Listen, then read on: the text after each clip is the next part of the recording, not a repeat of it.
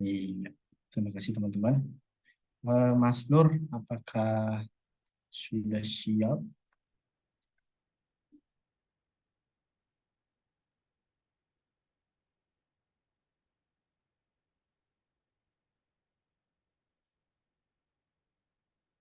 Hmm,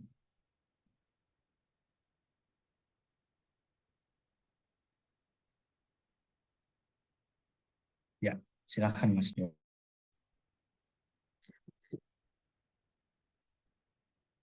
Oke ya, kita mulai saja untuk pertemuan terakhir ya pada malam hari ini. Bismillahirrohmanirrohim. Assalamualaikum warahmatullahi wabarakatuh. Alhamdulillahirabbil alamin. Patut kita syukuri atas kehadiran Allah Subhanahu wa taala yang telah memberikan kita ya nikmat kesehatan sehingga pada malam yang terakhir hari ini ya kita masih bisa berkumpul dalam melaksanakan pembelajaran kartu prakerja yaitu membuat website secara profesional ya, membuat website secara profesional. Oke, di materi kita yang terakhir ini ya. Nah, nantinya akan ada ini ya, pembahasan yang lain ya, atau berbeda dengan yang hari-hari sebelumnya. Di mana kalau hari sebelumnya kan sehabis kita belajar, kita mengerjakan tugas. Nah, seperti itu aja. Nah, tapi kalau di hari terakhir ini ya, nantinya akan ada pembahasan ujian ya. Di akhir sesi nanti akan ada pembahasan ujian, baik itu nanti pembahasan post test ya, yang terdiri nanti ada 20 soal dan nanti ada soal unjuk keterampilan ya. Ada soal unjuk keterampilan yaitu nanti soalnya berupa sebuah praktek ya. Oke. Nanti akan saya kasih tahu atau saya bahas tentang kedua ujian tersebut ya. Oke, kita langsung mulai saja ya untuk pertemuan hari ini, yaitu kita akan belajar mengenai mengupload project HTML yang sudah kita buat sebelumnya ya, di hari pertama, hari kedua, sampai hari keempat ya. Nah, kita kan kemarin sudah buat beberapa website ya. Nah, kita akan upload nantinya ya. Kita akan upload ke dalam dua buah platform. Kalau di sini ya, yang pertama itu adalah Git dan yang kedua nanti adalah hosting, ya. Jadi ada dua. Kakak belum saya sesi foto, saya belum sesi foto. Ya, nanti ditunggu saja sesi foto yang selanjutnya ya. Oke, kita akan mulai dari platform yang pertama terlebih dahulu, yaitu adalah Git. Nah, Git ya merupakan sebuah perangkat lunak atau dia kita bisa bilang adalah sebuah software yang nanti kita akan install ya. Yang nanti kita akan install dia softwarenya itu khusus adanya di dalam laptop ya. Adanya khusus di dalam laptop. Nah, Git ini ya digunakan untuk kita dapat mengkontrol sebuah versi dari aplikasi ya, dapat mengkontrol sebuah versi dan juga dapat memanajemen sebuah kode ya. Dia dapat memanajemen sebuah kode. Nah, nanti akan saya jelaskan lagi. Oke, biasanya Git ini juga digunakan oleh para profesional atau para developer ya dalam menyimpan kode-kode aplikasinya, baik itu aplikasi berbasis website, desktop, mobile ataupun yang lainnya ya, yang dibuat dengan menggunakan kode gitu ya.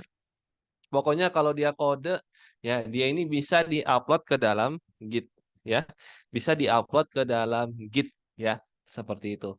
Lalu juga di sini ya, kenapa sih dia diupload ke dalam Git? Kan bisa ya di dalam Google Drive gitu-gitu kan sama-sama penyimpanan gitu ya. Kok ini kok harus di dalam Git? Nah, karena ya nah, di sini ini dia nih, yang bisa dibilang fitur yang utamanya ya. Karena dia ini bisa dikerjakan ya. Jadi kalau kita mengerjakan sebuah project tuh ya, kita bisa mengerjakan project itu secara tim ya, by team ya. Atau rekan satu tim kita itu bisa melihat ya, hasil kerjaan kita itu kayak gimana ya, supaya nanti ya mungkin bisa kita perbaiki atau diperbaiki oleh rekan tim kita dan lain-lainnya ya. Seperti itu. Jadi kita kerjasama ya membangun sebuah aplikasi. Nah, inilah yang biasanya dibutuhkan oleh perusahaan ya. Jadi kalau perusahaan kan kalau kita suruh mengerjakan suatu project gitu ya. Nah, tentunya projectnya tersebut project yang ini ya, project yang sudah besar gitu ya. Jadi otomatis untuk mengerjakan sendiri pun ya terkadang ya kita tidak sanggup ya. Ya mungkin kalau mengerjakan sendiri itu butuh waktu yang lama, tapi kalau mengerjakannya secara tim, tentu saja pekerjaan tersebut akan menjadi lebih ringan. Oke, ya.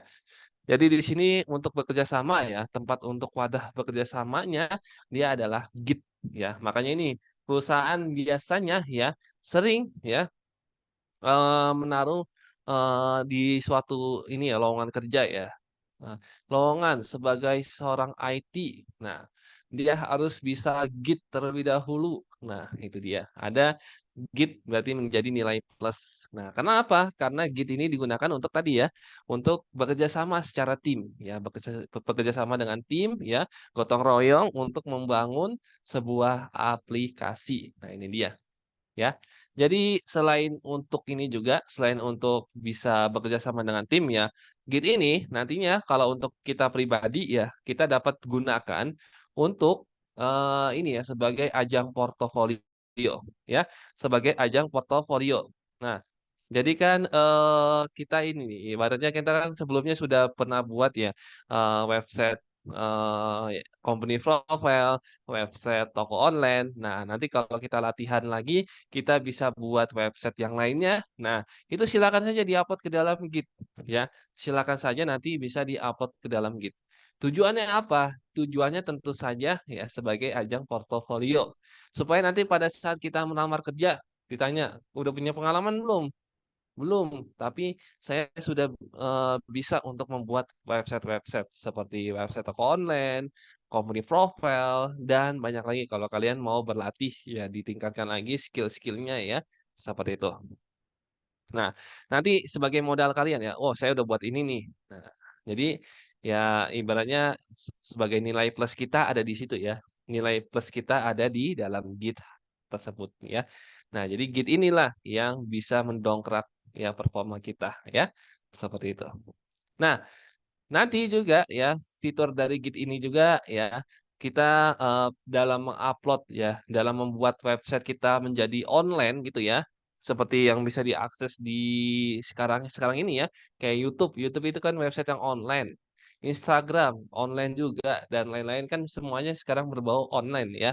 Nah, ini kan kemarin-kemarin kita buatnya itu kan bisa dibukanya hanya di dalam eh, device kita saja. Kalau misalkan HP ya di HP, kalau misalkan di laptop ya hanya di laptop saja. Nah, bagaimana caranya biar bisa diakses orang lain bisa mengakses website kita? Tentunya harus diupload ya. Nah, uploadnya itu ke dalam web server atau bisa kita bilang adalah hosting. Ya, nantinya kita bisa menguploadnya itu di dalam web server atau bisa kita bilang adalah hosting. Nah, di hosting inilah nantinya kita bisa menyuruh hosting tersebut ya. Kita bisa menyuruh hosting tersebut atau si hostingnya itu dia punya ini nih, punya apa namanya itu, punya suatu fitur ya, yang kita itu nggak usah upload-upload lagi ya kodenya ya. Kita itu nggak usah upload-upload lagi kodenya, tapi kita tinggal suruh aja hostingnya itu untuk ngambil kodenya dari dalam Git ya, dari dalam Git. Ya, jadi kita bisa langsung gitu ya, nggak usah repot-repot. Oke. Nah, jadi seperti itu ya untuk Git. Nah, tadi kan katanya dapat mengkontrol sebuah versi, nggak dapat manajemen sebuah kode. Maksudnya apa? Oke, kita jelaskan memanajemen dulu ya. Jadi di dalam Git ya selain dia bisa mengupload, dia juga bisa mengedit, ya, menghapus ya seperti itu. Ya, jadi kita dapat memanajemen lah ya. Siapa aja yang bisa melihatnya, siapa aja yang bisa hapus, siapa aja bisa edit ya. Jadi kita bisa memanajemen sebuah kode kita. Ya. Nah, lalu juga versi. Nah, ini dia ya, yang berbeda dari Google Drive. Nah, kalau kita ingin ya memperbaharui kode ya. Jadi mungkin kalau di dalam Google Drive ya, kalau ingin kita memperbarui isi dari sebuah file kan kita harus mengeditnya terlebih dahulu ya di dalam Google Drive. Di dalam Google Drive-nya. Tapi kalau ini ya, kita enaknya itu kita memperbarui datanya itu atau kodenya itu dari laptop kita sendiri ya, tanpa kita harus buka GitHub-nya terlebih dahulu ya. Nah, itu kita bisa update Ya, kita bisa update. Jadi kita tinggal ubah saja kodenya. Si Git akan mendeteksi nantinya ya.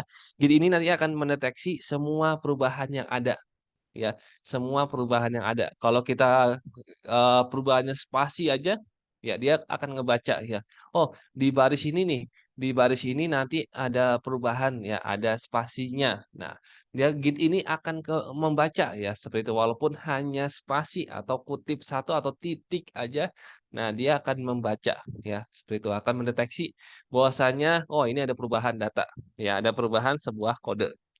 Nah, jadi kita diminta untuk upload. Kalau setiap ada perubahan, kita diminta untuk mengupload. Nah, cara mengupload ya, dia nggak kayak tombol plus gitu ya, upload. Nggak, ya. Tapi dia itu berdasarkan by command atau by perintah, ya. Jadi itu dijalankan berdasarkan perintah. Jadi kita tulis nanti perintahnya, enter, tek. Nah, nanti file-file tersebut akan ke-upload secara otomatis ke dalam Git. Kalau mau perubahan tinggal kita ketikkan lagi perintahnya. Tek. Nah, nanti dia langsung dia ini ya langsung memperbaharui ya seperti itu. Ya, kecanggihan dari Git ya seperti itu. Mengontrol sebuah versi. Kalau mengontrol sebuah versi itu ya ini ya. Misalkan kita ada versi 1, versi 2, versi 3 ya. Si Git ini dia bisa menyimpan ya semua versi-versinya. Jadi kalau kita mau balikin ke versi yang sebelumnya ya, misalkan kode kita sebelumnya jalan nih di versi 1 bulan yang lalu, tapi ketika kita ada perubahan, nah dia nggak bisa jalan. Nah, jadi kita mau nggak mau harus kita balikin di 1 bulan yang lalu.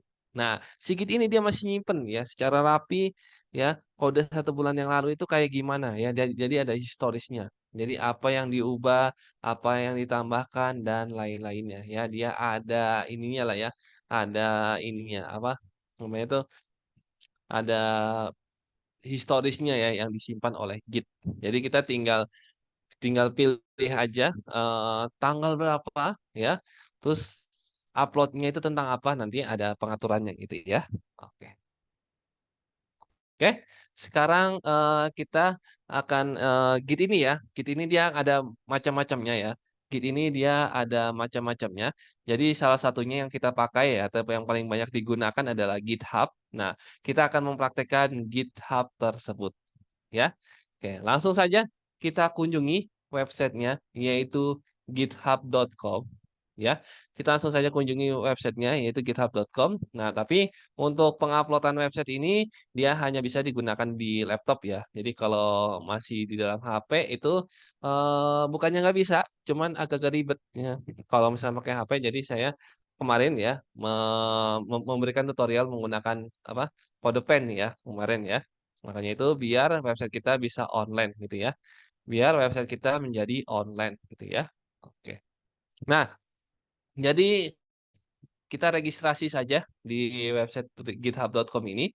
Nah, ketika muncul websitenya seperti ini, gambarnya space ya atau luar angkasa ya. Nah, kita pilih menu sign up ya, atau register gitu ya atau daftar ya. Nah, ketika kita pilih, nanti akan diminta untuk memasukkan data diri ya, memasukkan data diri ya. Data dirinya berupa apa aja? Kayak email, username, password, konfirmasi password dan lain-lainnya. Ini kalau kita klik continue nanti ya pastinya akan ada sebuah verifikasi ya. Apakah email yang kita gunakan itu email asli atau bukan ya atau email asal-asalan ya. Nah, jadi kalau verifikasinya sudah tepat gitu, oh ini benar nih, dia pakai email yang beneran, oh dia manusia gitu ya. Nah, nantinya akan diberikan tampilan seperti ini ya. Jadi kalau sudah registrasi, tampilannya akan menjadi seperti ini.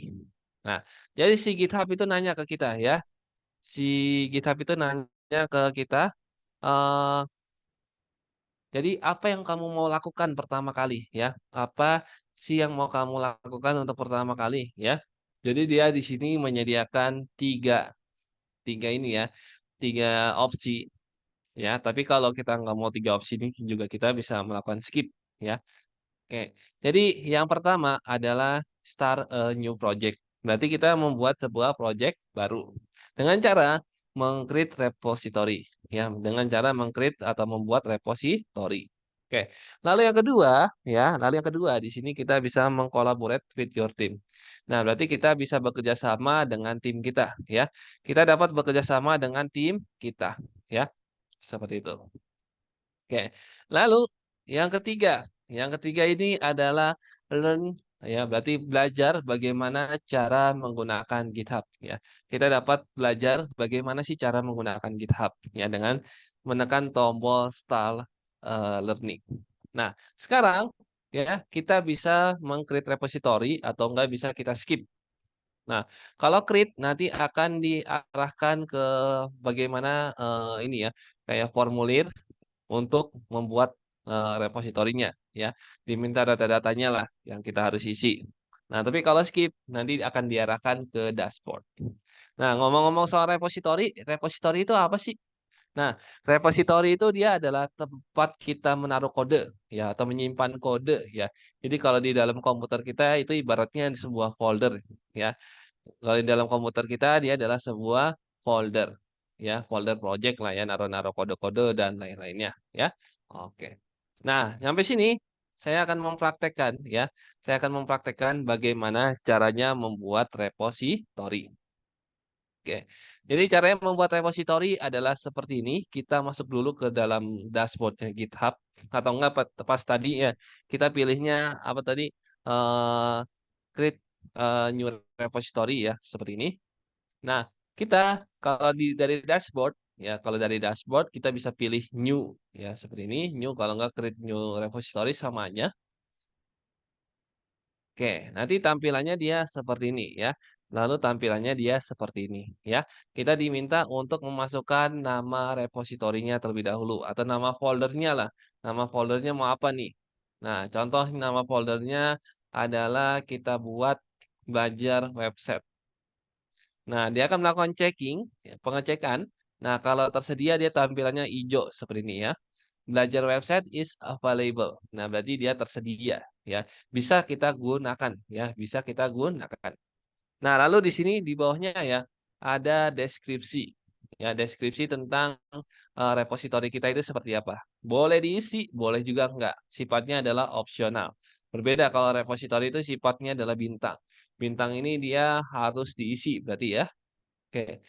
Lalu di bawahnya dia ada jenis repositorinya ya. Jenis repositorinya. Jadi ada public sama ada private. Di mana kalau public sendiri ya, kalau kita lihat di sini ya, pengertiannya anyone on internet. Nah, berarti siapapun yang sedang berada di internet ya, sedang berada di internet ya. Jadi dia itu bisa melihat ya, bisa melihat repositori kita atau project kita. Nah, ya bisa kita bilang seperti itu ya. Kode-kode kita itu bisa dilihat ya oleh mereka, oleh orang-orang ya, baik di Indonesia ataupun di seluruh dunia ya. Oke, tapi kita orang-orang tersebut dia nggak bisa upload ya ke dalam folder kita itu nggak bisa upload ya. Jadi untuk menguploadnya itu kita bisa memilih ya siapa saja yang bisa melakukan upload. Commit itu ibaratnya upload ya.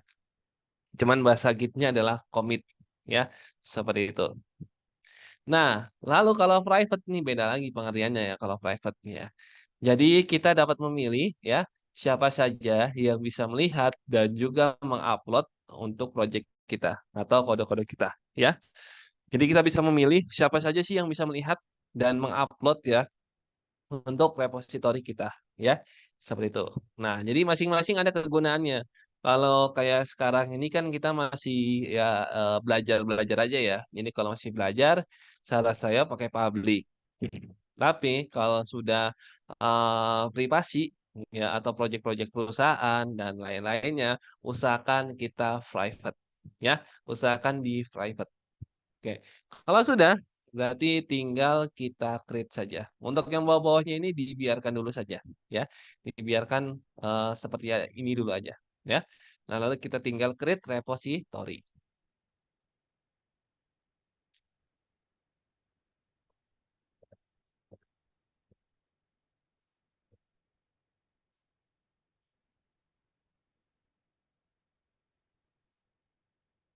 Oke ya. Nah, maka di sini dia akan ada tampilan seperti ya, dia berbeda dari Google Drive. Kalau Google Drive ya, kalau kita mau upload ya, dia kan ada tombol plusnya ya, dia ada tombol plusnya. Tapi berbeda dengan ini ya repository. Di mana repository itu nggak ada tombol plusnya. Jadi untuk menguploadnya, untuk mengeditnya segala macamnya itu dia dijalankan by comment ya, by comment ya. Seperti ini ya. Dimulai dari git init sampai git push ya. Dimulai dari git init sampai git push ya. Tapi nanti kalau kita menggunakan Visual Studio Code dia enak, ya lebih enak. Kenapa? Karena ada beberapa perintah yang tidak harus kita ketik lagi ya, tapi di Visual Studio Code itu dia sudah ada ya. Fitur-fiturnya itu sudah ada sehingga mempermudah kita dalam mengupload ke dalam Git ini ya. Oke. Nah, bagaimana caranya? Oke, saya akan jelaskan caranya ya.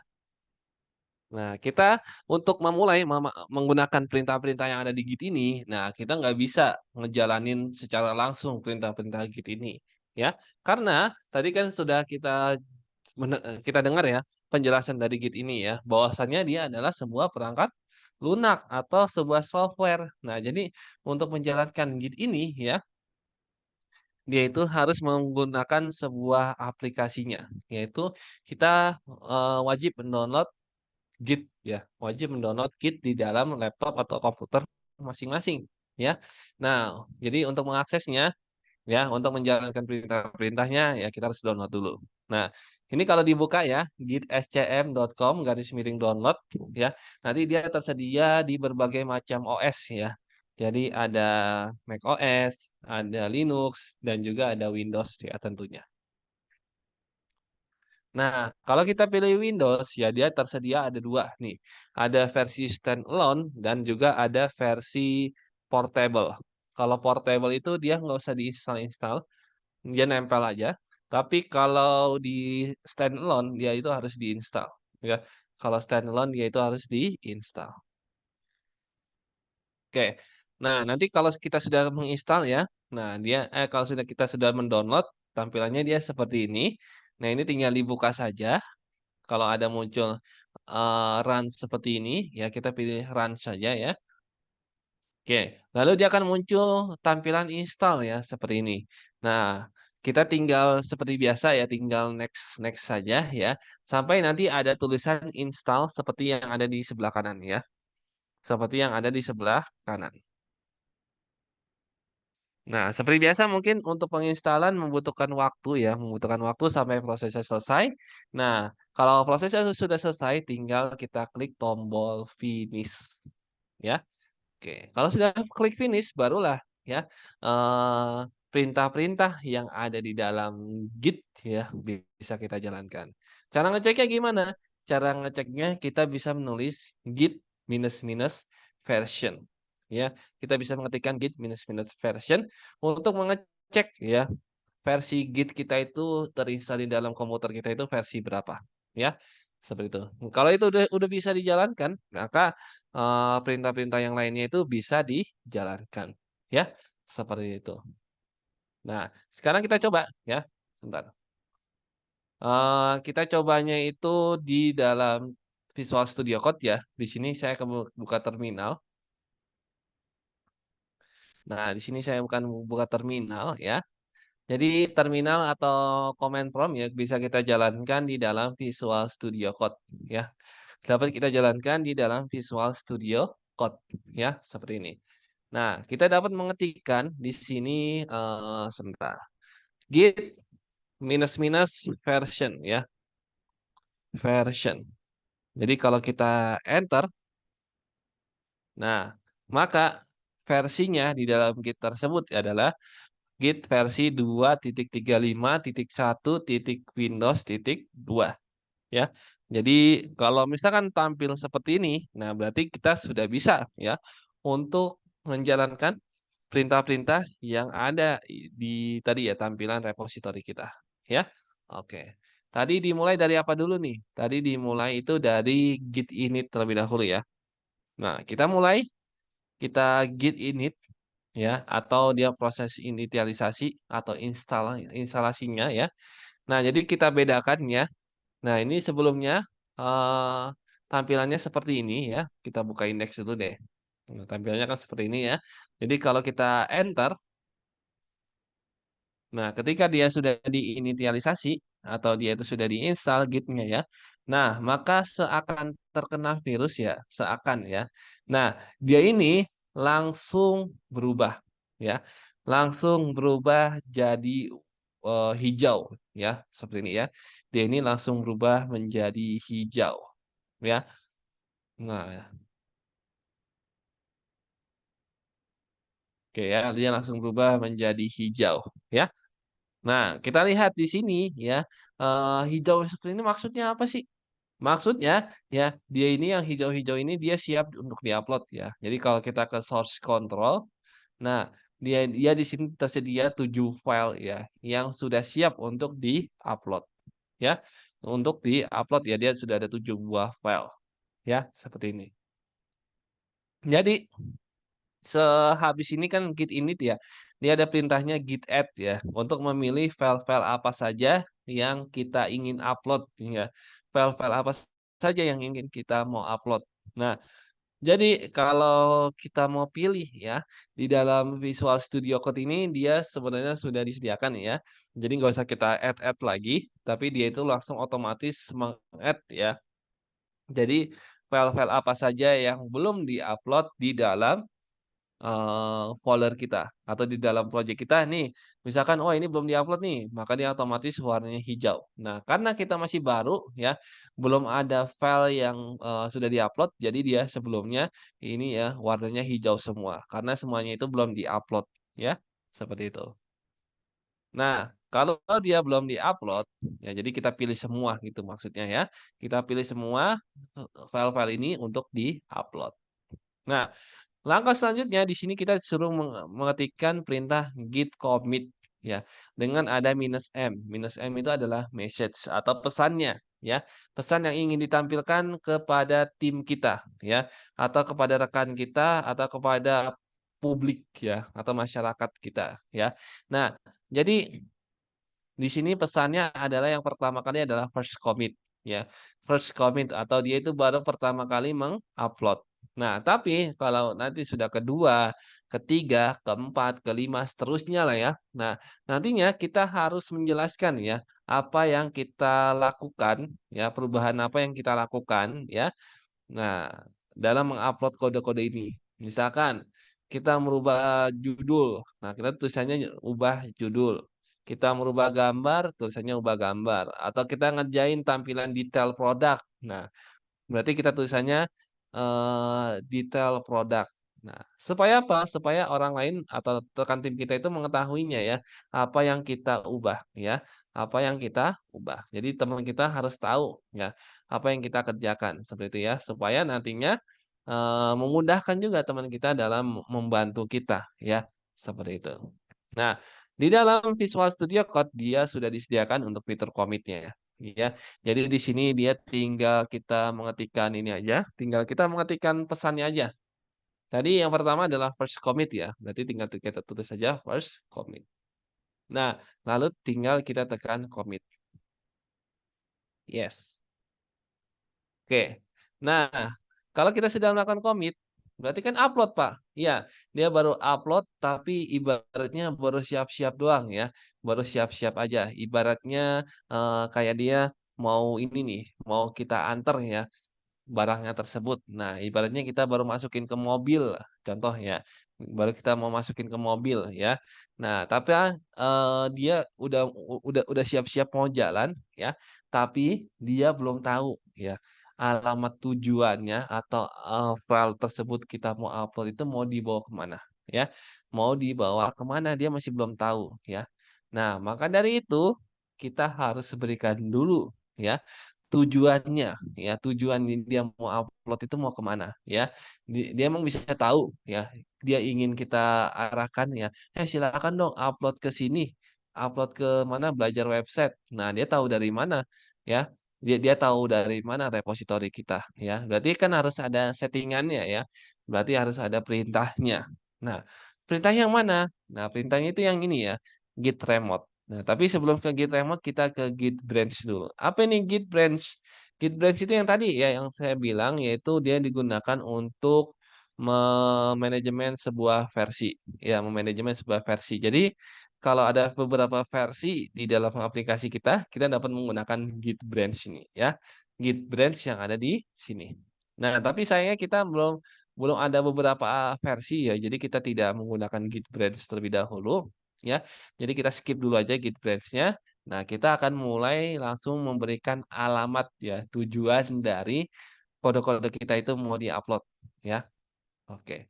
Ini kita copy. Ya, ini sayangnya dia tidak ada ya di dalam Visual Studio Code, jadi kita harus copy lagi dan kita harus pastekan manual di sini ya. Enter. Oke. Nah, kalau kita sudah kasih tujuannya. Nah, tadi kan katanya pengertiannya ya. Tadi kata pengertiannya eh orang lain bisa melihat, tapi dia nggak bisa upload. Jadi kita hanya bisa orang-orang terpilih yang bisa mengupload ke dalam repositori kita. Nah, berarti dia harus perlu perizinan terlebih dahulu. Kalau ibaratnya kalau ngirim barang dia harus ada SIM-nya terlebih dahulu. Ini ada SIM-nya nggak nih? Nah, kalau misalkan nggak ada SIM-nya dia nggak bisa jalan ya. Oke. Nah, caranya kita balik lagi ke dalam ini ya PowerPoint di sini. Jadi di sini ada perintahnya. Nah, ini dia. Ya. Jadi dia ada settingannya yang harus dibawa. Yaitu settingan yang perlu dibawa adalah username dan juga emailnya. Ya, dia harus membawa kedua ini. Di mana kita harus menulis git config global username. Nah, jadi kita harus menulis ya siapa kita, yaitu username kita harus dimasukkan. Ya. Lalu email kita, ya email kita itu harus dimasukkan juga. Ya, untuk settingannya biar dia nanti bisa terverifikasi lah, bisa seperti itu ya. Dia bisa terverifikasi bahwa user yang ingin mengupload kode ini adalah sesuai ya, sesuai dengan akses yang tadi ada di dalam GitHub-nya. Oke, ya seperti itu. Nah, nanti kalau kita sudah memberikan perintah seperti itu ya, git config ya. Nah, itu kan git config itu harus dijalankan terlebih dahulu. Nah, di sini kebetulan saya sudah eh, mem- menjalankan perintah tersebut, jadi saya bisa langsung next ke perintahnya ya. Bisa langsung ke next-nya. Nah, yaitu tinggal menekan tombol publish branch ya. Publish branch untuk mempublish ya data-data yang sudah diupload ya, untuk mempublish data-data yang sudah terupload. Nah, tapi ketika kita masih baru pertama kali ya, ini kondisinya kalau pertama kali kita baru mengupload ya. Nah, dia itu akan diminta ya, kita itu akan diminta untuk login ya. Kita itu diminta untuk login. Jadi, kita itu disuruh untuk login ke dalam GitHub dulu ya, membuktikan bahwa ini beneran user kita dengan email yang tadi sudah diberikan di settingan ya. Nah, ini beneran atau enggak ya. Jadi kita bisa loginnya itu bisa pakai browser atau enggak kita bisa menggunakan sebuah kode ya. Jadi dia ada verifikasi dua langkah lah. Bisa kita bilang seperti itu ya. Mau dari apa? Browser atau mau dari kode ya. Seperti itu. Nah, kalau saran saya enakan dari browser ya, biar kita langsung login saja ya. Seperti itu. Oke, nanti kalau dari browser ya, dia tampilannya seperti ini ya. Kita diminta untuk persetujuan ya si siapa nih si GitHub-nya ya. Dia itu si aplikasi Git ya yang ada di dalam desktop kita ya. Dia itu membutuhkan suatu persetujuan di mana dia ingin memanajemen sebuah kode ya. Dia ingin bisa mengupload, mengedit, menghapus ya semua inilah semua aksi lah ya bisa dilakukan oleh si Git yang ada di desktop ini ya. Dia itu membutuhkan ini ibaratnya permission lah ya, membutuhkan akses harus Nah, ini kita bolehin apa enggak nih? Kalau kita bolehin, nah nanti bisa memanajemen sebuah kode ya dari dalam desktop kita atau dari dalam laptop kita. Tapi kan kalau nggak kita setujuin, nah maka dia nggak bisa memproses ya. Dia itu nggak bisa mengupload, nggak bisa mengedit, nggak bisa ngapa-ngapain ya. Jadi kita harus mensetujuinya. Oke. Nah, jadi kalau kita setujui, maka secara otomatis data-datanya akan masuk ke dalam GitHub kita, ya. Data-datanya akan masuk ke dalam GitHub kita.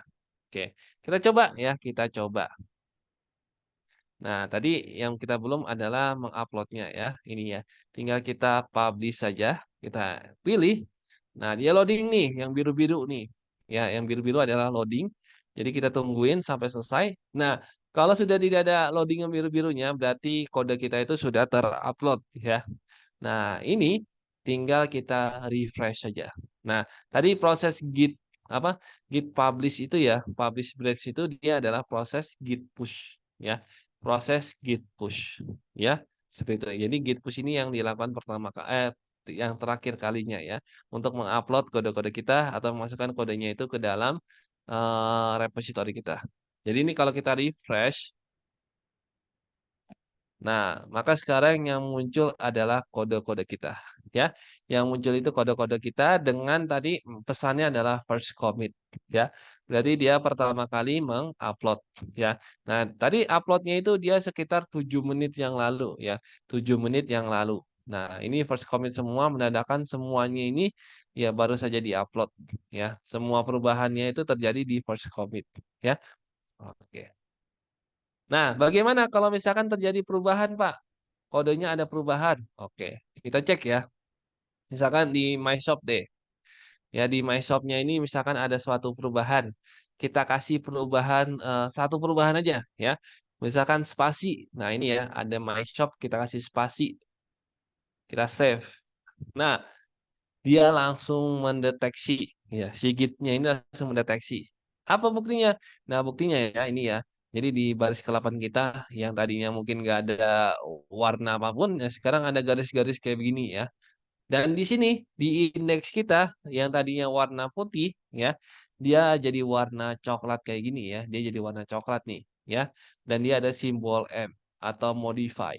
Nah, berarti dia Sigit ini mendeteksi bahwasanya di indeks HTML kita terjadi sebuah modifikasi kode ya.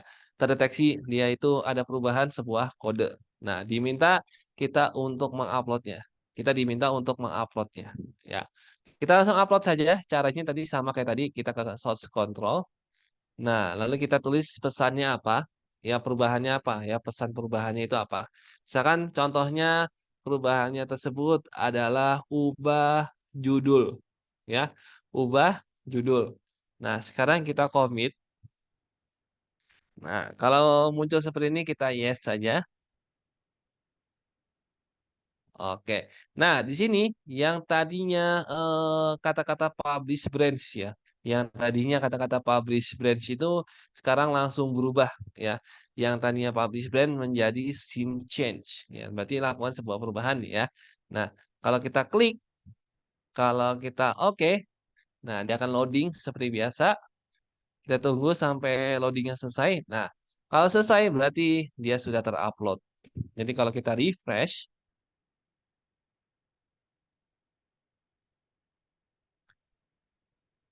Nah, dia ini sudah ada perubahan ya. Kalau yang sebelumnya dia kan first commit. Nah, sekarang di My Shop ini dia ini ya, ubah judul ya. Di My Shop ini dia ubah judul ya. Ubah judul baru saja diperbarui ya atau dia no. Berarti sekarang ya.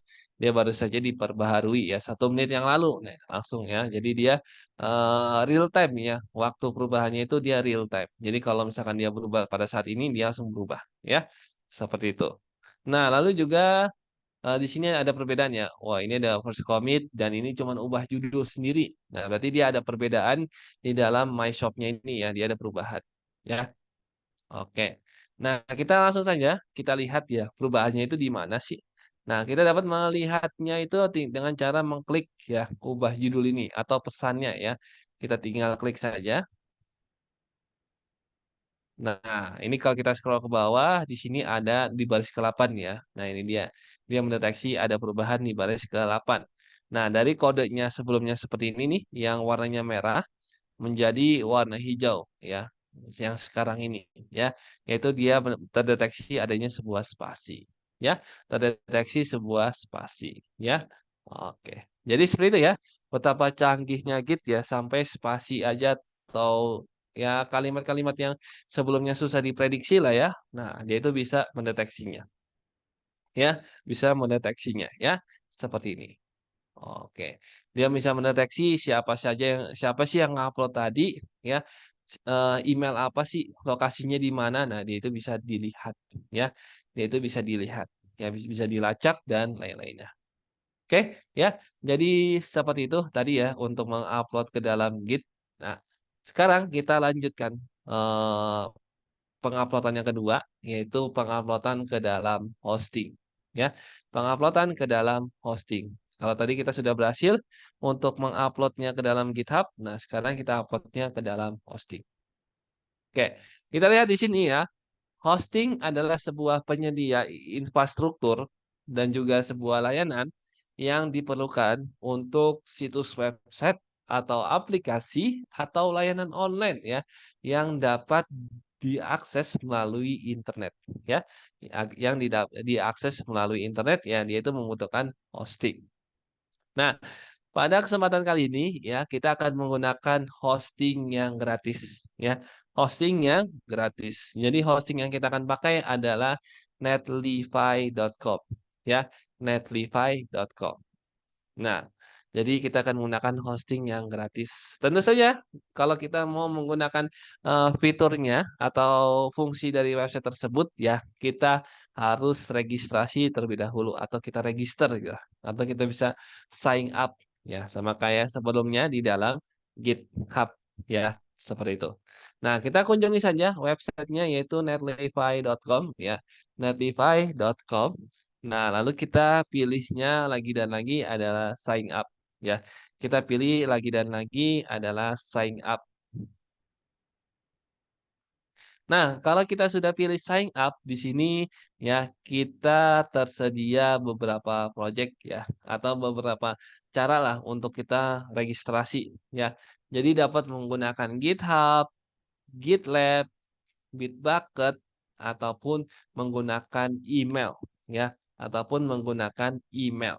Nah, silakan saja kalau misalkan kalian nggak punya GitHub atau Git ya, tinggal kalian registernya itu menggunakan email ya. Tapi kalau udah punya Git, saya sarankan menggunakan Git aja, biar nantinya lebih mudah ya, biar nantinya lebih mudah ya. Oke. Nah, nantinya kalau saya pilihnya menggunakan Git ya di sini ya, yaitu ya si Netlify ya membutuhkan data-data akun kita, ya data-data akun yang ada di dalam GitHub ya. Nah, ini mau kita izinin atau enggak nih? Kalau kita izinin berarti data-data akun kita akan diberikan kepada Netlify, ya. Seperti itu.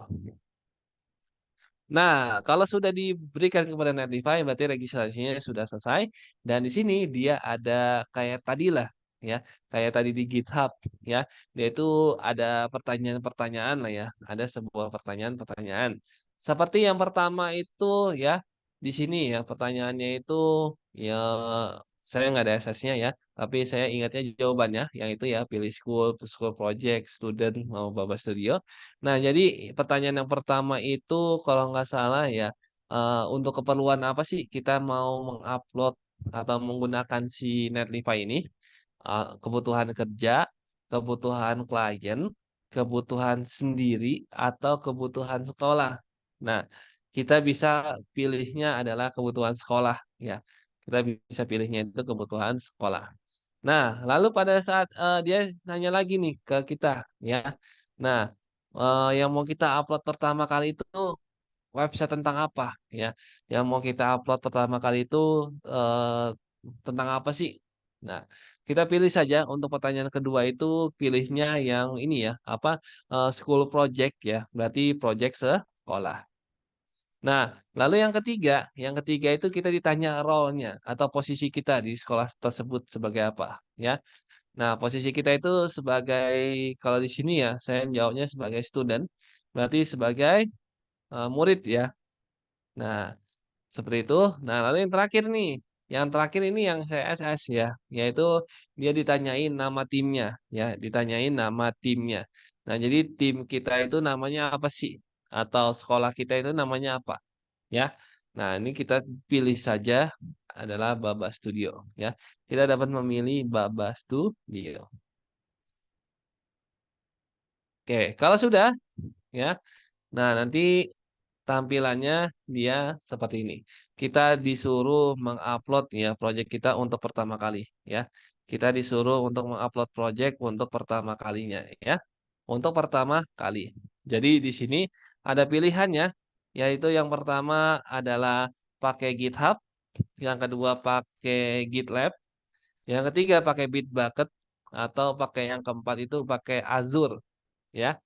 Nah, tapi kalau kita belum ada Git ya, kita bisa skip dulu aja ya. Kalau kita belum ada Git, kita bisa skip terlebih dahulu ya. Nanti seperti biasa kalau kita skip ya, nanti akan ini ya, akan mengarah ke dashboard gitu ya. Akan diarahkan ke dashboard. Oke, saya akan praktekkan ya. Kalau udah di dashboard ya saya akan praktekkan ya. Jadi tampilannya kalau sudah berada di dashboard, dia tampilannya seperti ini ya. Tampilannya seperti ini ya. Oke. Nah, kalau sudah seperti ini gimana cara uploadnya? Cara uploadnya itu kita ke site ya. Nah, itu kita ke site. Nah, di sini ya kita bisa ini ya, add new site. Nah, di add new site ini dia tersedia 3 buah cara ya untuk mengupload website kita. Jadi itu ada yang berdasarkan kalau yang pertama ini ya, import existing project. Nah, itu pakai Git yang tadi kita lakukan ya, yang tadi saya jelaskan. Kalau misalkan belum punya Git, kita bisa menggunakan template. Kalau nggak punya kalau kita nggak mau, kita mau sudah ada project-nya, nah kita bisa upload manual ya. Kita bisa upload manual ya. Kita upload file-filenya secara manual ya, seperti itu.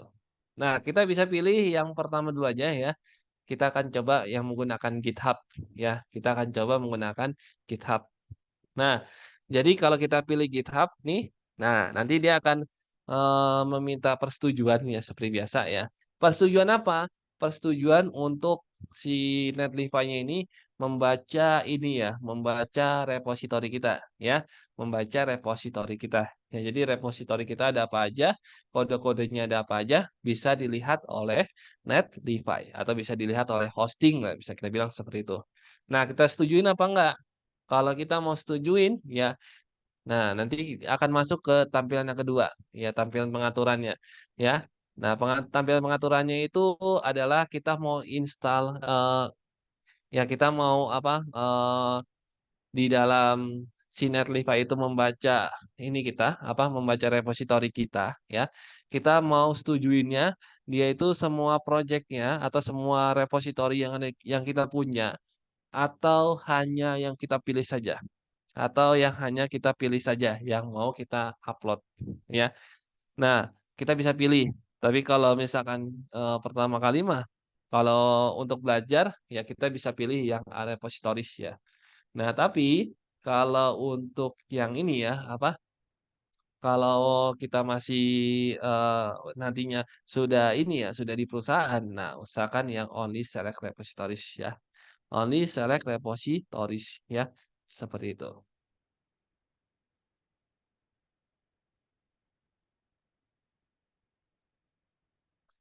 Oke, sekarang kita install ya kalau sudah kita pilih, kalau kita izinkan ya.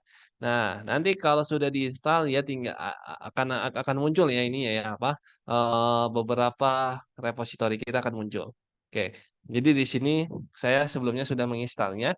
Jadi kalau saya klik GitHub, nah dia kan ini nih. Nah ini ya tadi ya proses penginstalasiannya.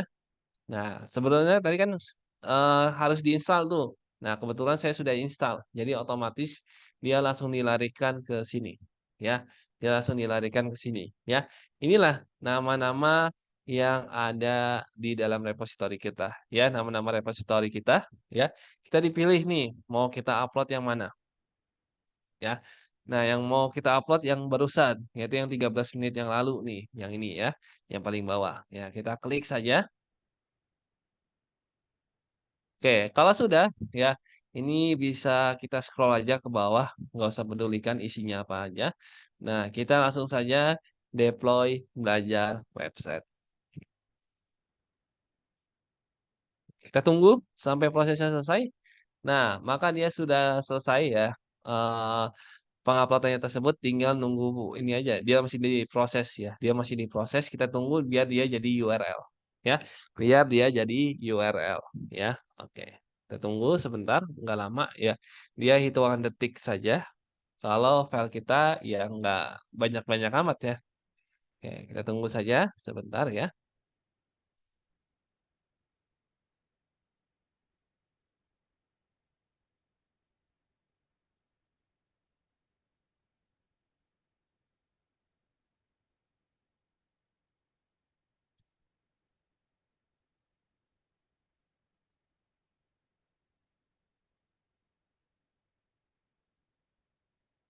Oke ya, di sini nampaknya ngebug, jadi dia harus di-refresh terlebih dahulu ya.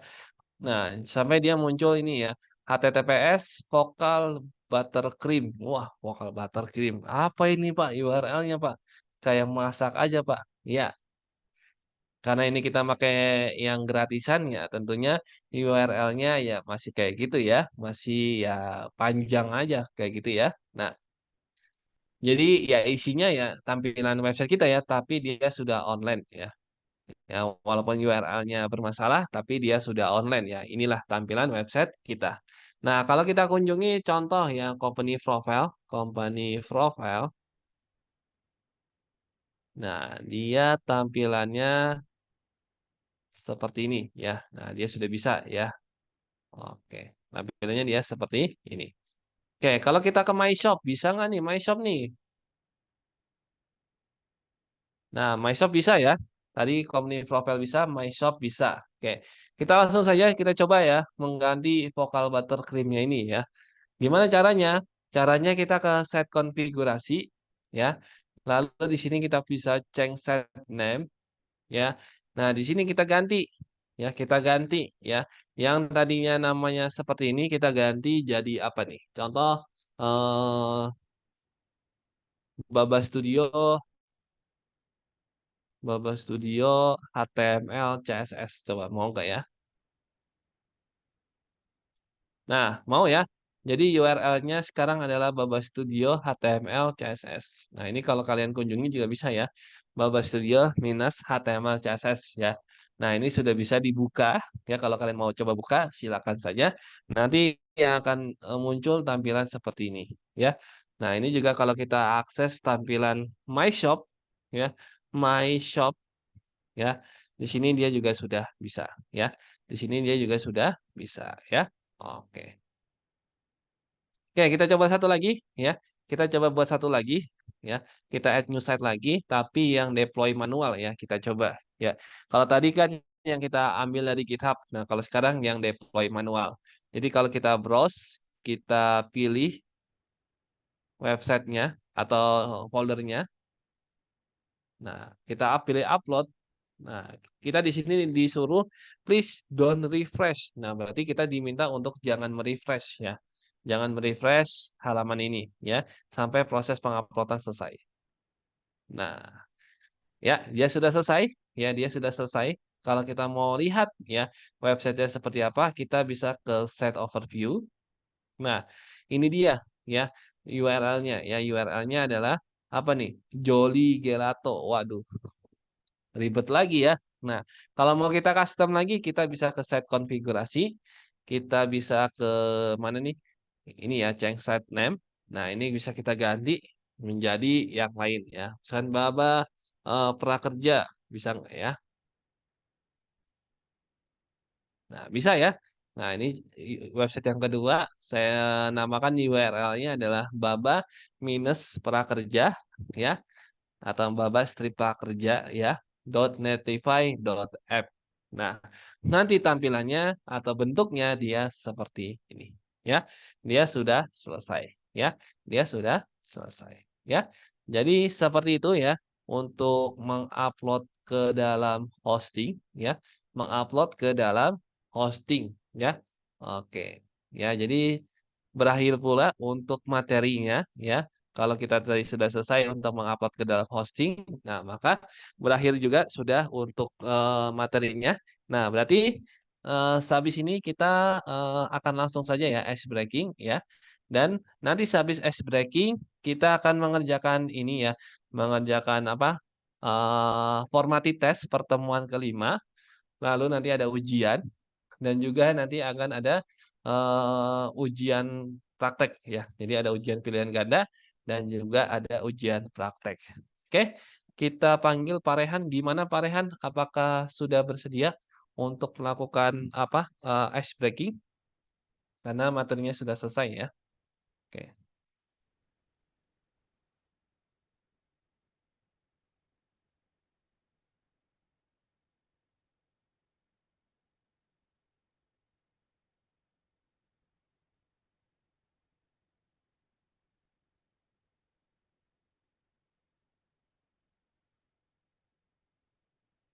Oke teman-teman sudah kelihatan ya. Jadi kali ini kita akan menebak emoticon ya. Cara mainnya masih sama. Nanti setiap slide akan muncul petunjuk tebak gambar berupa emoticon. Nah, emoticon ini akan mengarah kepada jawaban ya. Bisa judul film, judul. Nah, tugas teman-teman adalah menebak selama 15 detik ya. Dan menuliskannya di kolom komentar. Oke, langsung kita mulai saja. Yang pertama, petunjuknya ada mas-mas, terus ada orang mendayung, kemudian ada macan biskuat.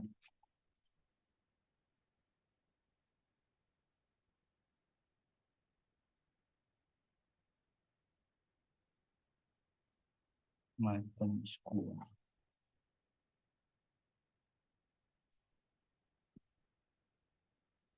Ya, dia adalah Life of Pi ya. Jadi mengisahkan orang yang berlayar bersama macan. Berikutnya ada Jepang, Amerika, jangkar kapal, bom, dan keluarga berencana. Ini adalah film yang mengisahkan perang sepertinya ya, antara Jepang dan Amerika. Kita buka saja Pearl Harbor ya. Berikutnya, ini gampang ini ya. Ada mas-mas punya palu, palunya ada petirnya. Nah, kalau dilempar balik lagi, biasanya muncul di Avengers. Ya, nama depannya adalah John. Kita tahu juga, wah ya, ini adalah Thor ya. Wah, sangat mudah ini. Di tas anak SD juga ada ya Thor ya. Kemudian ada bumi dan ada monyet. Iya, film yang mengisahkan tentang bumi yang dikuasai oleh monyet.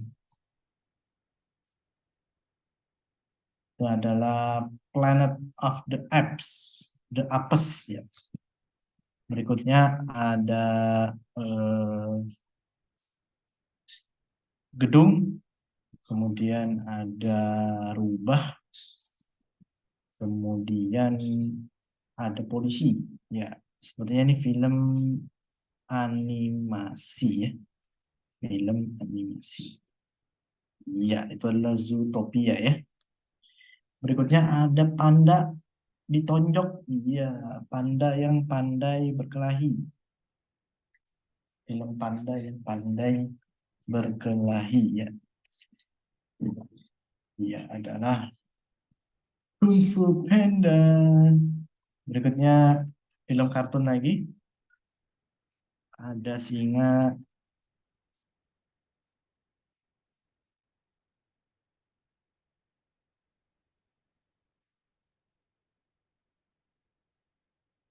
ada singa dan juga ada raja. Film Raja Singa, Lion King. Ya, berikutnya lagi ada bintang, ada mikrofon, ada tangga nada, dan ada suami istri.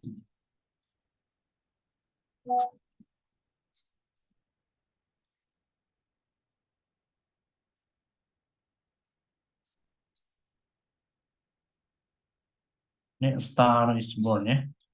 Berikutnya ada bumi, ada meledak, dan ada zombie.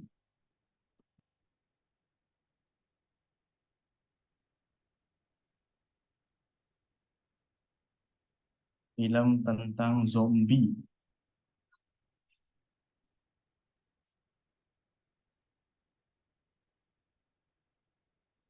Dia adalah World War Z. Zombie. Berikutnya ada badut dan ada lollipop. Badut dan ada lollipop. Badut psikopat yang suka menculik anak-anak. Ya, adalah It ya. It. Kemudian ada penyihir, naik sapu, dan ada petir. Ini adalah film penyihir yang terkenal ya. Yang terkenal. Yang diadaptasi dari novel. Ini adalah Harry Potter, Harry Potter. Ya, itu helikopter ya. Kemudian ada tikus dan kura-kura 4 biji. Wah, tikusnya ini adalah gurunya dan kura-kuranya ini adalah muridnya. Dan kura-kuranya ini pandai berkelahi. Yang lain yang tidak bukan adalah kura-kura ninja Turles. Kemudian ada topi Pak Tarno, ada sirkus, ada gajah, dan ada tangga nada.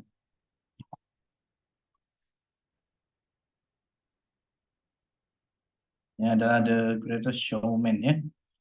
Kemudian ada tangan robot, ada kaki robot, ada polisi. Wah, film polisi robot. Film polisi robot. Atau film robot polisi. Dia adalah Robocop. Wah, benar ya. Yang terakhir ada astronot, ada jam, dan ada ada planet Mars. Saya hampir menyebut judulnya ya. Iya, judulnya adalah Interstellar ya. Kalau di Serie A Italia, Inter Milan. Ya, iya. Jadi sampai situ dulu untuk ice breakingnya. Iya, sekarang kita foto bersama dulu. Silahkan teman-teman buka kameranya. Kita foto bersama dulu dalam 5, 4, 3, 2, 1. Ya,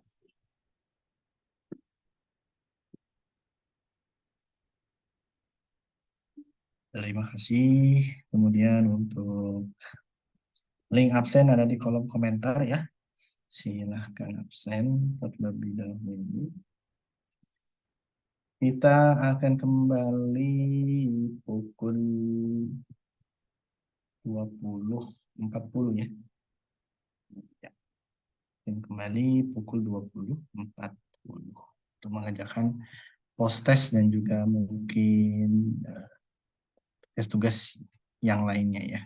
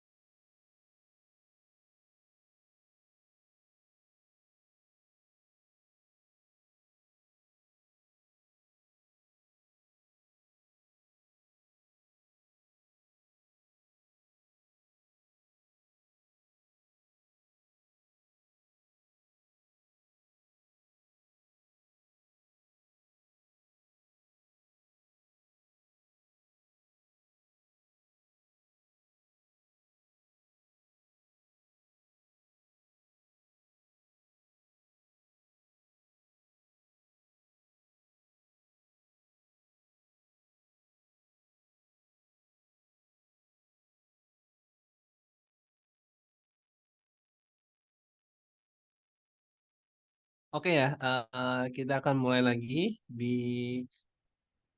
untuk mengerjakan tugas formative test pertemuan kelima ini ya.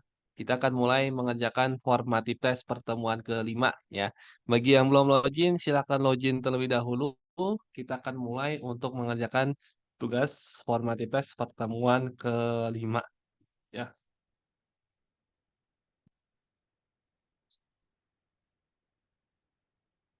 Oke, seperti biasa ya, untuk kita dalam mengerjakan formative test ini ya, Anda wajib benar minimum 4 soal ya, wajib benar minimum 4 soal untuk lanjut ke pembelajaran berikutnya ya. Jadi di sini soalnya dia juga bentuknya adalah random ya. Jadi soal 1 sampai 5 dia bentuknya random atau acak, bisa jadi nomor satu yang ada di saya ini di nomor berbeda ya dengan yang ada di kalian ya. Bisa jadi nomor satu yang ada di saya ini di kalian itu nomor 2, nomor 4, ataupun nomor 5 ya. Jadi harus dilihat baik-baik ya, yang mana soalnya dan yang mana jawabannya harus dilihat baik-baik. Oke, kita mulai dari soal nomor satu terlebih dahulu ya. Nah, untuk memilih tipe teks pada bootstrap. Untuk memilih tipe teks pada bootstrap adalah yang mana nih? Apakah typography, apakah utility, konten, atau greedy? Oke, jadi jawabannya untuk nomor satu kalau di saya adalah yang A, ya, yaitu typography. Jadi nomor satu ini jawabannya adalah A, yang typography, ya, seperti itu. Oke, lanjut nomor 2.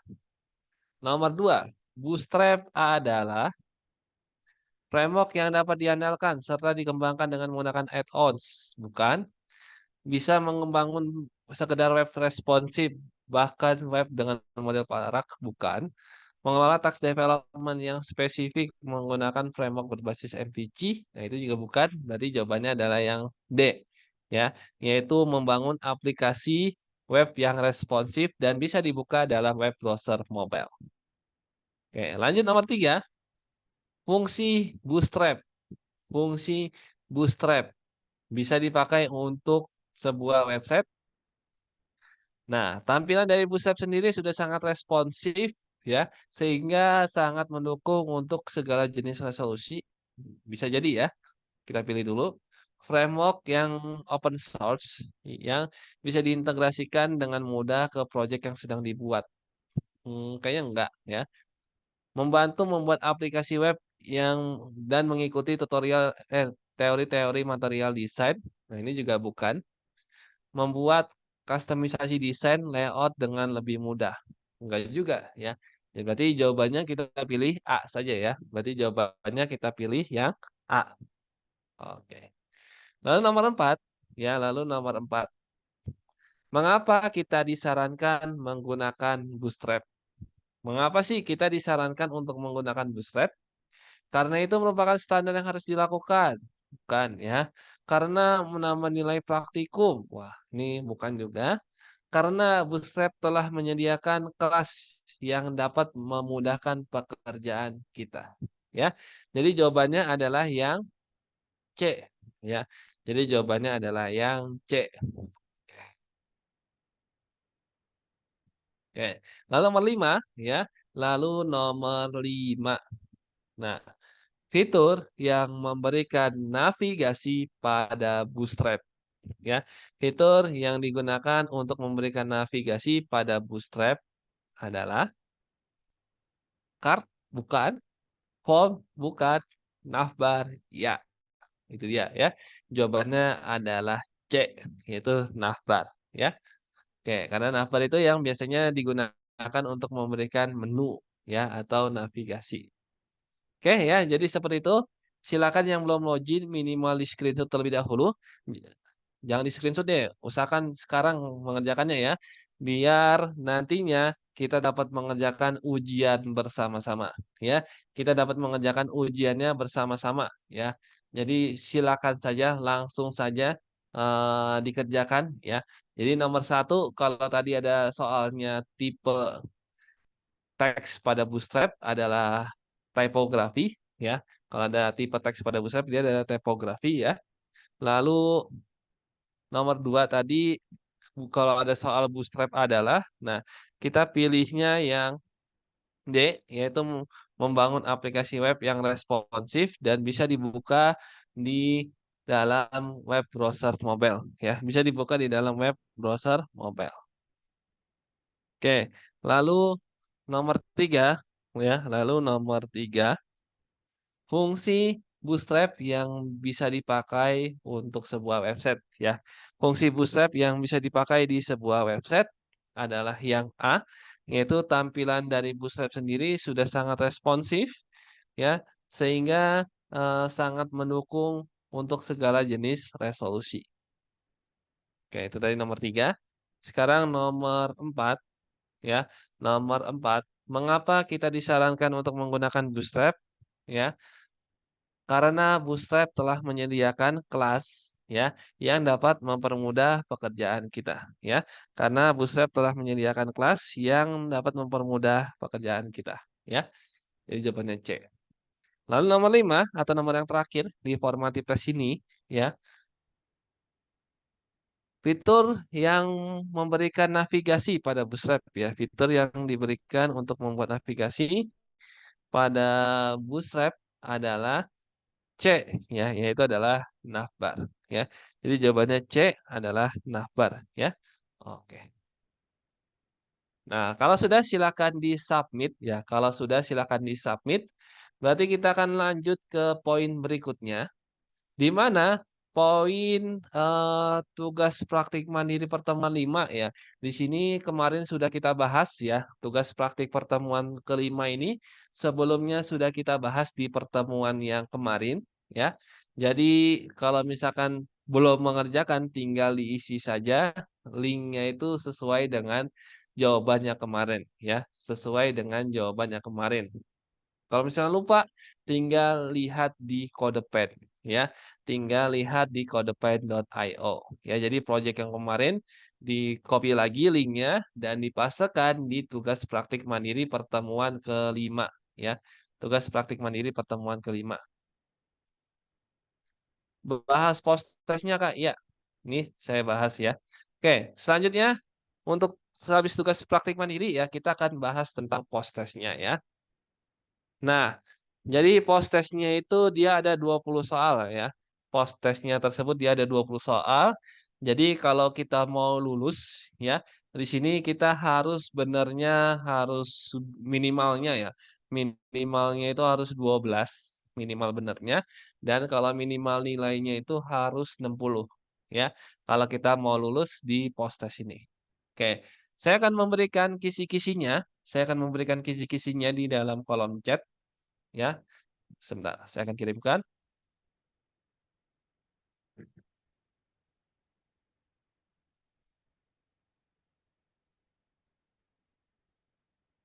Oke, itu ya sedang saya kirimkan untuk kisi-kisinya.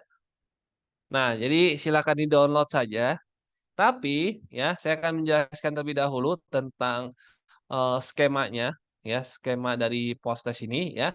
Jadi post test ini dia ada 20 soal, tapi dia berbeda dengan formative test. Kalau formative test soalnya itu lagi yang diacak. Tapi kalau post test ini dia ada berbagai variasinya ya. Ada berbagai macam variasi. Jadi ada 50 bahkan 40 bahkan 50 ya. Ada 50 soal kali ada ya. Nah, jadi soalnya itu bisa berbeda-beda ya. Soalnya itu bisa berbeda-beda. Jadi yang sama itu perkiraan ya 30 sampai 50%-an saja ya. 30 sampai 50% saja soalnya sama. Tapi sisanya rata-rata berbeda ya. Sisanya rata-rata soalnya itu beda. Jadi nanti kalau soalnya ketemu, wah ini beda nih Pak, saya nggak bisa jawab. Nah, kalau nggak yakin untuk menjawabnya, silakan saja nanti di screenshot atau nggak difoto pakai HP yang lain ya. Kalian kalau megang dua HP atau minjem dulu punya kerabat kalian ya, tinggal difoto. Nah, nanti dikirimkan ya ke dalam kolom chat.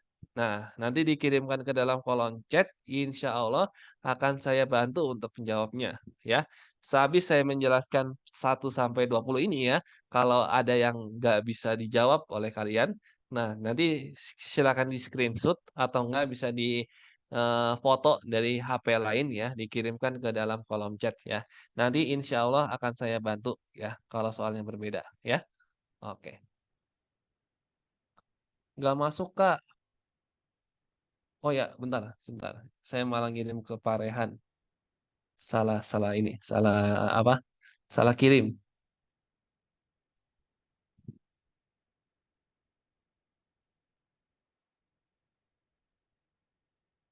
Nah, itu ya, udah saya kirim ya. Jadi kalau dibuka itu dia tampilannya kecil. Jadi kita harus perbesar ya. Jadi kita harus perbesar supaya bisa kelihatan soal-soalnya. Ya, sembari saya menjelaskan ya. Jadi Anda wajib menjawab benar ya minimum 12 soal ya.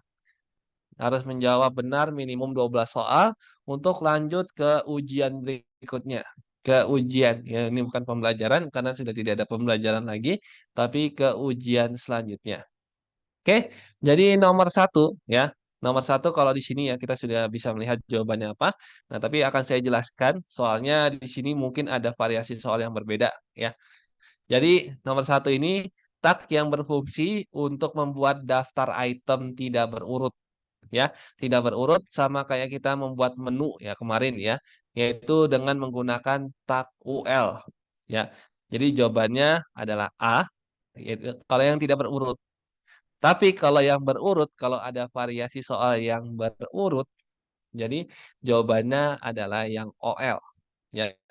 OL berurut, UL tidak berurut. Nah, jadi seperti itu. Oke, lanjut nomor 2. Apa nama ekstensi Visual Studio Code yang berfungsi untuk membuka hasil proyek kita ke dalam browser? Jadi jawabannya sudah ada, yaitu Open in Browser. Ya. Oke, lalu nomor 3, atribut yang berfungsi untuk mengatur warna aktif link dokumen dengan defaultnya merah adalah. Nah, jadi di sini nanti ada dua buah variasi soal. Jadi yang pertama ada merah ya, di soalnya itu ada kata-kata merah dan yang kedua nanti ada di soalnya itu ada kata-kata hitam. Ya, jadi ada warna merah sama hitam. Nah, kalau warna merah jawabannya aling ya. Kalau warna merah jawabannya adalah aling. Tapi kalau warna hitam jawabannya adalah teks. Ya. Jawabannya adalah teks. Ya, yang ini nih. Yang D ya. Jawabannya adalah yang teks. Kalau yang warna hitam. Oke. Ya, seperti itu. Lanjut ke nomor 4. Atribut yang digunakan pada field untuk membuat aturan field tersebut harus diisi ya atau kayak ada bintangnya gitu ya. Kayak tadi itu yang nama repository kan bintang ya. Nah, itu ada sebuah atribut yang namanya required ya, required ya. Jadi di input kita itu harus diisi ya, harus diisi. Oke. Nah, lalu nomor 5. Nomor 5 di sini adalah untuk memberikan nilai pada suatu elemen HTML ya. Untuk memberikan nilai pada input lah bisa kalau kita bisa bilang ya. Jadi dia sudah ada jawabannya, jawaban awalnya ya. Nah, jadi kalau misalkan mau sudah ada jawabannya, kita pilihnya adalah yang C, yaitu adalah yang value.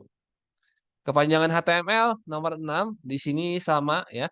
Di sini udah benar, berbeda dengan yang pertemuan satu ya. Kalau pertemuan satu kan typo ya. Nah, tapi kalau di pertemuan ini ya, di post test ini dia sudah benar. Jadi jawabannya adalah hypertext markup language yaitu C. Nomor 7 ini CDN. Nah, CDN ini mirip kayak kemarin ya. Mirip yang kayak kemarin yaitu file online yang kita gunakan di dalam CSS ya. Jadi dia itu digunakan untuk ya atau fungsinya ya. Dia itu digunakan cukup efektif ya dalam mengurangi penggunaan resource ya. Penggunaan resource itu kayak penggunaan memori gitu ya. Sehingga di space kita dan juga bandwidth-nya menjadi lebih aman ya. Kalau kita menggunakan file dari luar ya. Seperti itu. Oke, lanjut nomor 8. Elemen HTML untuk memutar video. Nah, ini juga nanti ada dua variasi ya. Jadi elemen HTML yang digunakan untuk memutar video.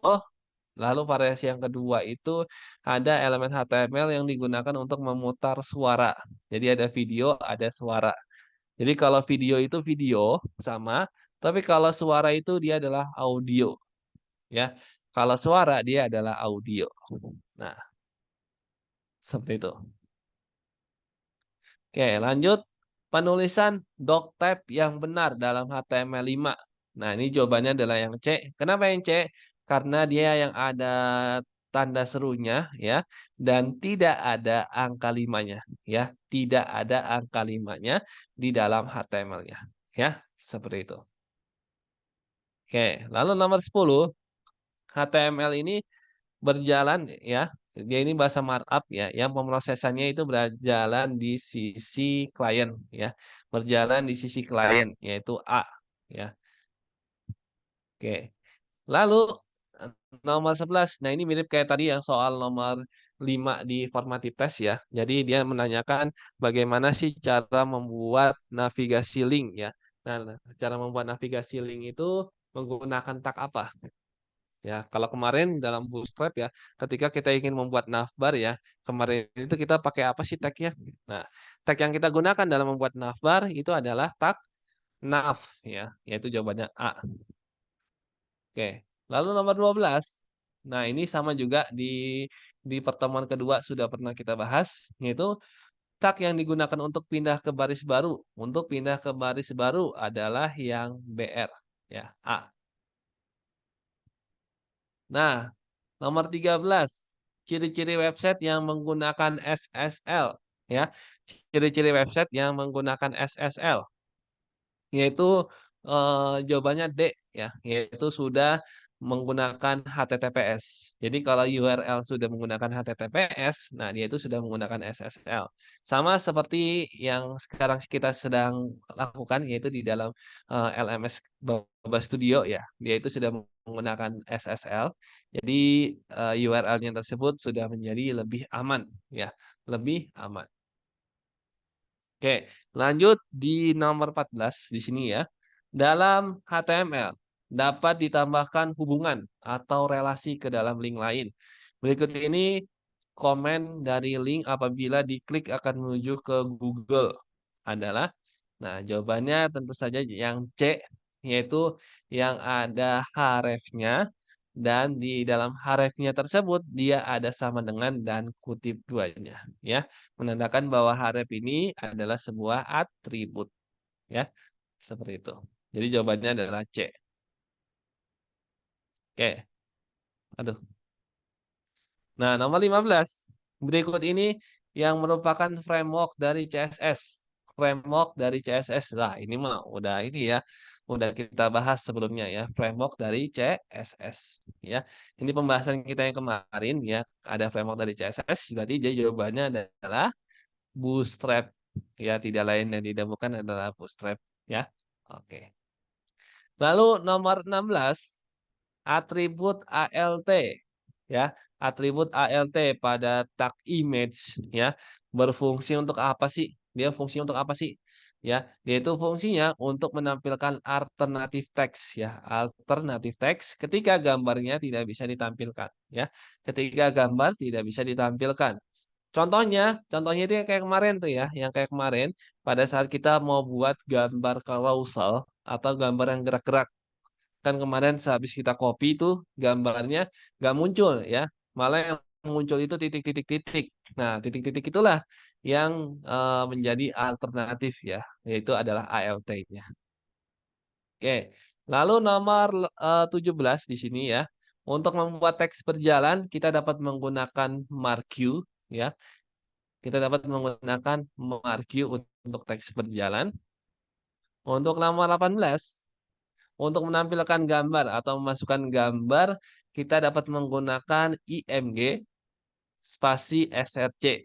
Ya, kita dapat menggunakan SRC yang SRC-nya itu adalah kelas programmer.jpg, PNG ya. Kelas programmer.png. Nah, jawabannya adalah yang B ya. Oke. Nomor 19 nih yang tadi ya, nomor 19 ini yang tadi warna hitam ya. Kalau dia ada hitam. Jadi atribut yang berfungsi untuk mengatur teks dokumen dengan warna hitam. Nah, tadi kan ada warna merah. Nah, kalau sekarang ada warna hitam ya. Jadi warna hitam itu adalah D, yaitu teks. Dan yang terakhir ya, untuk memutar suara. Nah, ini dia yang tadi saya bilang. Tadi kan untuk memutar video adalah video. Nah, kalau untuk memutar suara, dia jawabannya adalah audio. Ya, untuk memutar suara, dia jawabannya adalah audio.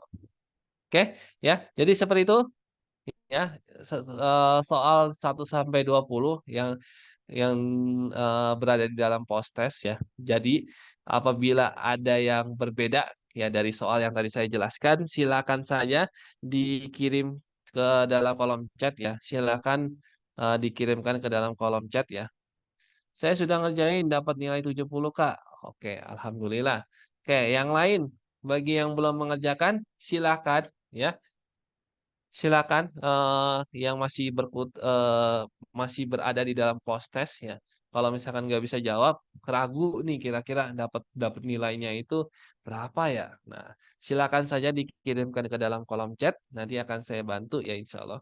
Ya silakan di-screenshot, eee, pertanyaannya, bagi yang ragu ya, 1 sampai 20 nggak apa-apa, nanti akan saya bantu ya insyaallah ya. Silakan saja di-screenshot.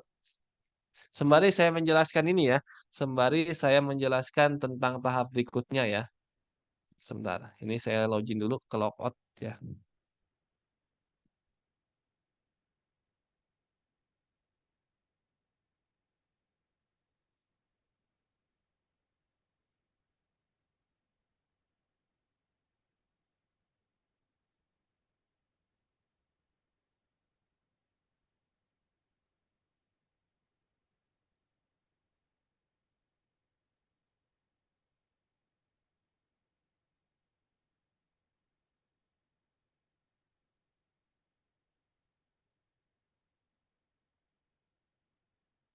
Oke ya.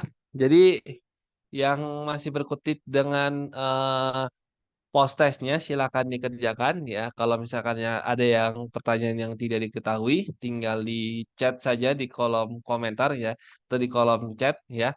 Nanti insya Allah akan saya bantu. Nah, sembari saya menjelaskan tentang tahapan berikutnya ya. Kalau kita sudah mengerjakan post testnya ya. Jadi sedikit-sedikit sembari kalian mengerjakan ya, saya akan berikan informasinya. Jadi tahapan pertama itu kita belajar ya, belajar mengerjakan tugas dan yang terakhir tadi adalah mengerjakan post test ya. Nah, di sini kalau sudah selesai dia checklist. Nah, berarti kita dapat mengerjakan tahap berikutnya yaitu tahap unjuk keterampilan ya. Unjuk keterampilan ini kayak semacam ujian praktek ya, ujian praktek. Jadi kita bisa mendownloadnya dan mengerjakannya ya. Mengerjakannya ini lebih lebih ini ya apa? Lebih waktunya itu lebih panjang dibandingkan dengan yang kemarin ya. Kalau kemarin kan kita ngerjain tugas ya, itu waktunya cuman 1 hari lah bisa kita bilang ya, waktunya itu cuma 1 hari. Nah, tapi kalau untuk unjuk keterampilan ini ya, waktunya itu lebih panjang ya, waktunya itu lebih panjang ya.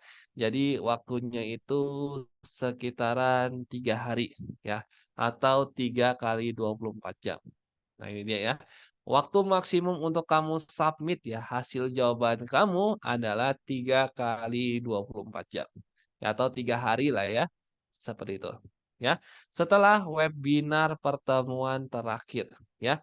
Setelah webinar pertemuan terakhir. Nah, berarti nanti setelah saya close nih, nah kalian sudah bisa mengerjakannya ya.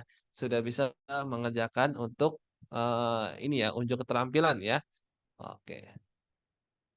Nah, nantinya kalau kita sudah mengerjakan unjuk keterampilan ya, kita dapat melalui tahap yang kedua ya. Berarti lanjut ke tahap yang ketiga, yaitu tahap pemberian bintang dan memberikan review ya, memberikan bintang dan review ya. Nah, ini kan saya belum nih, langkah nomor 2 nih. Jadi untuk bintangnya itu dia belum bisa dipilih ya. Dan dia belum bisa diberikan ulasannya ya. Ulasan udah bisa tapi bintangnya itu belum bisa, ya. Oke. Nah, nanti kalau sudah berikan bintang atau dan juga review ya. Nah, di sini kita menuju ke sertifikat ya. Yaitu menuju ke sertifikat. Yaitu jadi sertifikatnya itu kita membutuhkan ini ya, kita memutarkan proses ya penilaian tersebut ya penilaian tugas-tugasnya, penilaian ujiannya ya. Jadi dilakukan penilaian terlebih dahulu. Jadi untuk sertifikatnya itu akan selesai dalam waktu 3 kali 24 jam juga atau 3 hari ya waktu kerja ya. 3 hari waktu kerja. Oke ya. Jadi seperti itu. Nah, sekarang kita akan bahas unjuk keterampilannya. Bagi yang masih di dalam post-test langsung saja dikirim ya. Kalau misalnya ada yang masih bingung di dalam post-test, silakan saja dikirim jawab pertanyaannya. Nanti akan saya bantu untuk menjawabnya ya. Untuk sertifikatnya apa akan keluar di web kartu prakerjanya, Kak? Nanti akan keluar di sini juga ada ya. Di sini ada di prakerjanya kayaknya ada kayaknya ya. Sertifikat komplit dari prakerjanya ada kayaknya. Tapi kalau untuk sertifikat Baba Studionya nanti akan keluar di website ini ya, di website ini ya. Oke. Nah, kita silakan saja untuk kita akan bahas tentang unjuk keterampilan ya. Ini tinggal diklik saja unjuk keterampilannya.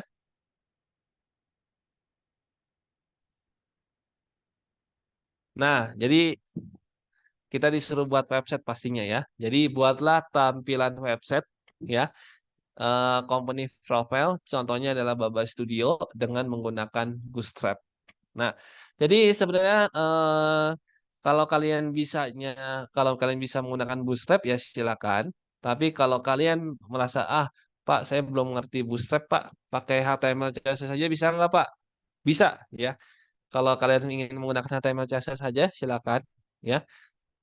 Nah, atau pakai cara yang gampangnya.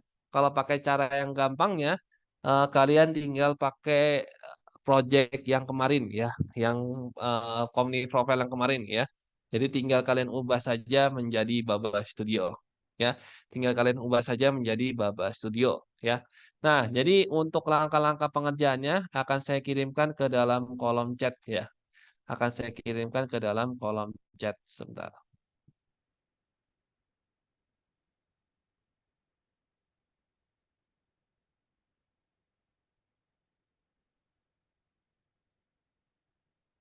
Nah, ini dia. Jadi sebenarnya hampir sama ya. Untuk pengerjaannya itu hampir sama dengan tugas pertemuan 5 kemarin ya. Yaitu kita buka dulu modulnya. Nah, lalu kita ke bagian website company profile. Scroll sampai tulisan semua kode. Buka website kode pen. Kalau sudah register berarti nggak usah register kembali. Nah, kita buka pen ya atau buat project baru lah bisa kita bilang seperti itu. Nah, copy indeks HTML di modul ini ya, modul company profile 2. Copy juga CSS-nya, jangan lupa ya. Di save, kalau sudah di save seperti kayak cara yang kemarin. Nah, lalu kita tinggal ubah ya tulisan tulisan yang sebelumnya company profile kita ubah jadi tulisan Baba Studio ya. Jadi tulisan Baba Studio di save. Nah, kalau sudah tinggal di copy saja linknya. Nah, itu dia linknya yang dimasukkan ya. Linknya tersebut yang dimasukkan. Tipe form HTML untuk menerima masukan berupa apa apa ya, Kak? Ini coba di screenshot aja. Eh ini coba di screenshot saja, soalnya apa teksnya kurang jelas ya. Teksnya kurang jelas.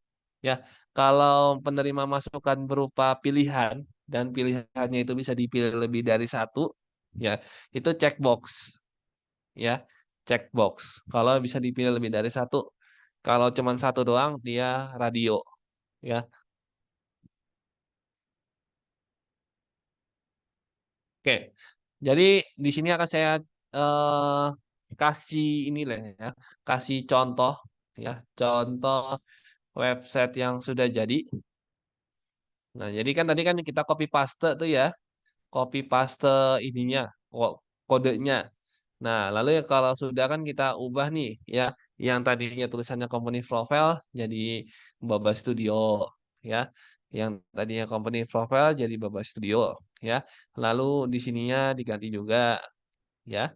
Nah, lalu kita pelan-pelan aja kita scroll-scroll ya. Kalau mau lebih bagus nilainya, nah ini paket-paketnya silakan diganti ya. Paket-paketnya. Servisnya juga kalau kalau mau dapat nilai bagus ya ini diganti. Kontak asnya juga diganti ya. Ini kan masih companyprofile.com ya. Nomor teleponnya kalau bisa diganti juga dengan yang ada di babastudio.com ya. Itu kan ada tuh nomor WhatsApp-nya ya. Nah, itu bisa kalian ganti ya. Jadi di nomor telepon ini ya. Lalu about-nya. Nah, ini masih pakai about yang company profile ya.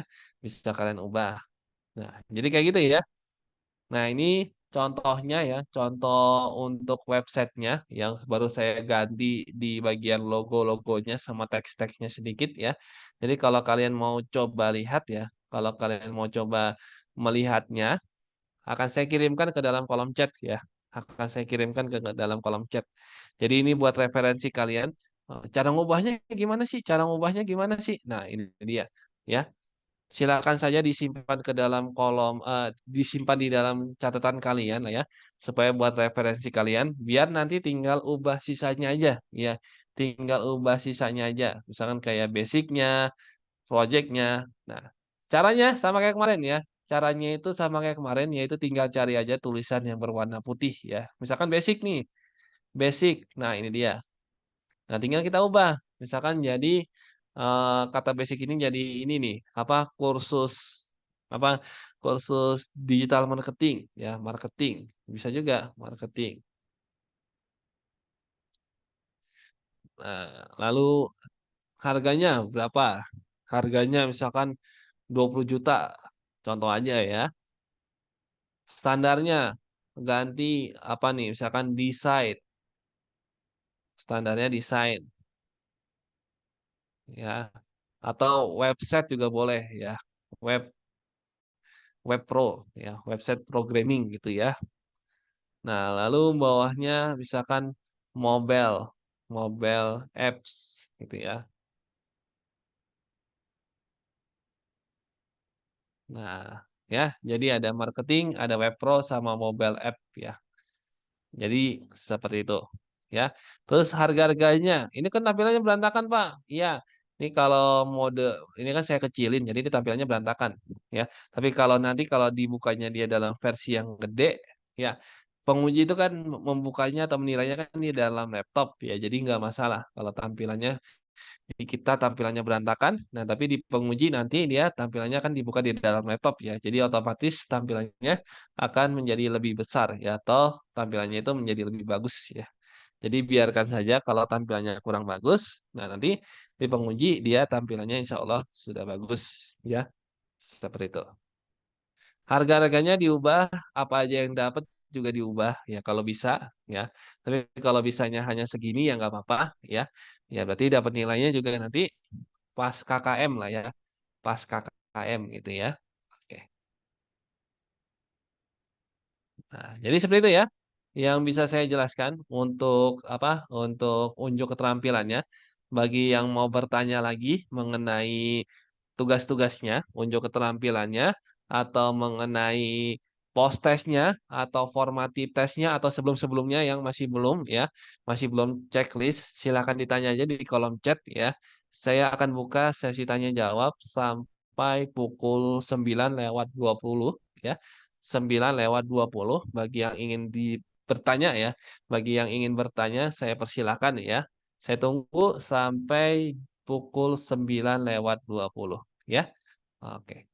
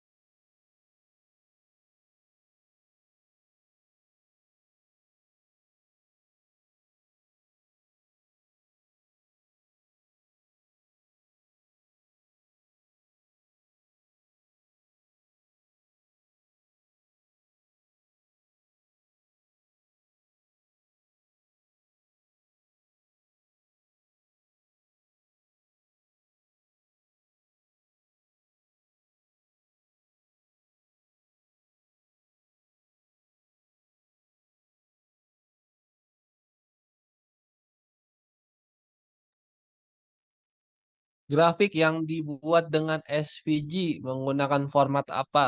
Menggunakan format XML kalau nggak salah jawabannya ya. Kalau nggak salah jawabannya itu XML. Kalau ada ya.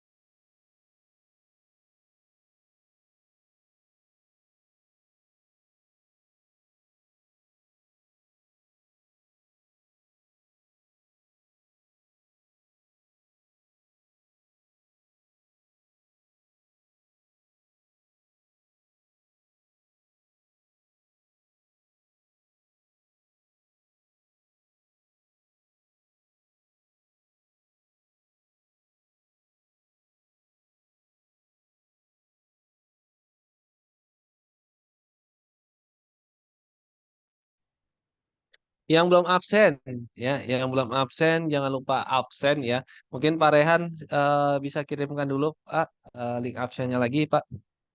Mungkin ada yang belum absen ya. Jadi absen dulu, jangan sampai lupa absensi ya. Nah, itu dia sudah diberikan di dalam kolom chat ya untuk ininya kolom absensinya ya. Apakah kamu tahu sistem yang merupakan pengaturan lebar untuk masing-masing komponen pada bootstrap? Jawabannya adalah C. Ya, nomor 12 itu yang C, yaitu grid system. Nomor 13 juga jawabannya C. Ya, jadi nomor 12 C, 13 C, 14 A. Loh kok A, Pak? Ya, sudah tahu sebelumnya. Ya, tadi nomor 12 C, nomor 13 C, nomor 14 kalau ada kata-kata teal dan grey ya, dia jawabannya A.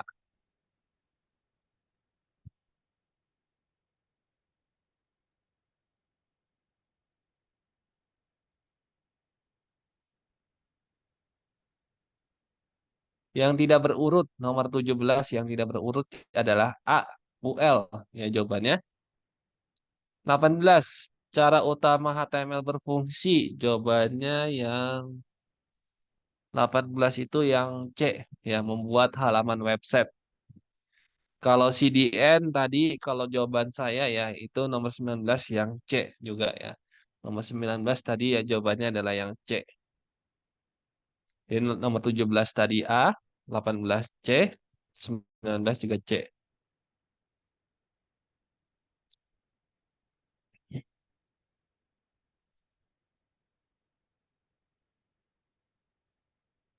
14 tadi nih A nih yang tadi saya bilang ya 14 itu A. Jadi kalau kalian cari Google warna teal itu dia 008080 ya. Teal itu ya. Dalam tag form terdapat dua jenis metode. Nah, ini yang kemarin kita jelasin ya di pertemuan hari Rabu ya. Jadi jawabannya itu get sama post ya. B jawabannya ya. Nomor 15 yang B, nomor 16 A ya. Nomor 14 A, nomor 15 B, nomor 16 A.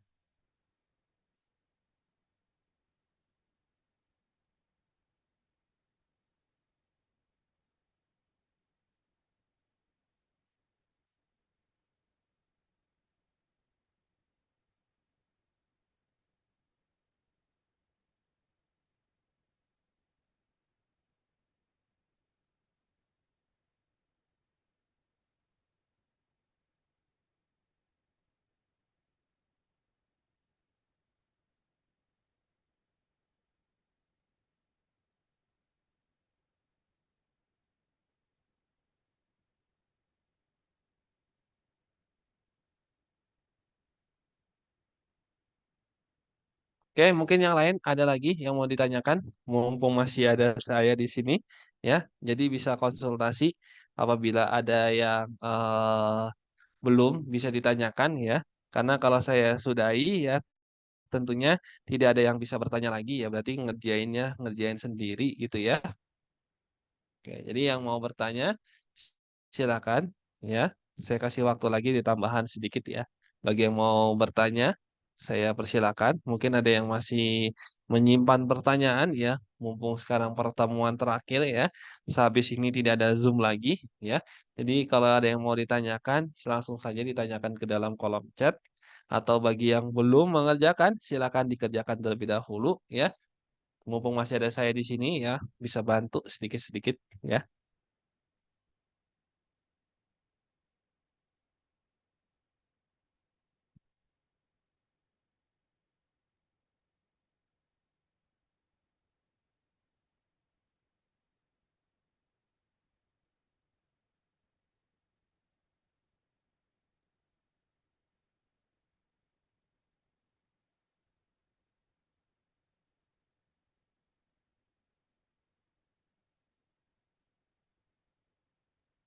Setelah post-test apalagi tugasnya Kak? Tugasnya unjuk keterampilan ya. Soalnya itu unjuk keterampilan, tinggal dilanjutkan aja ke tahap berikutnya. Saya kirimkan lagi ya untuk ini ya, apa langkah-langkahnya. Jadi silakan di-download nih ya untuk langkah-langkah mengerjakan UK-nya. Saya kirimkan lagi, usahakan di-download ya. Jangan sampai hilang supaya nanti mengerjakannya bisa lebih gampang lah ya. Bisa tahu, oh ini tadi gimana, oh ini tadi gimana ya. Seperti itu. Nah, itu dia ya. Sudah saya kirimkan ke dalam kolom chat. Jadi bagi yang tadi yang belum mengerjakan unjuk keterampilan ya, silakan di-download dulu aja sebelum menghilang ya.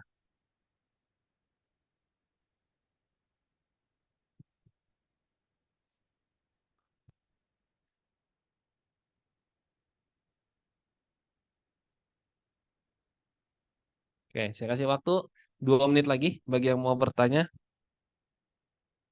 sebelum saya sudahi pertemuan hari ini.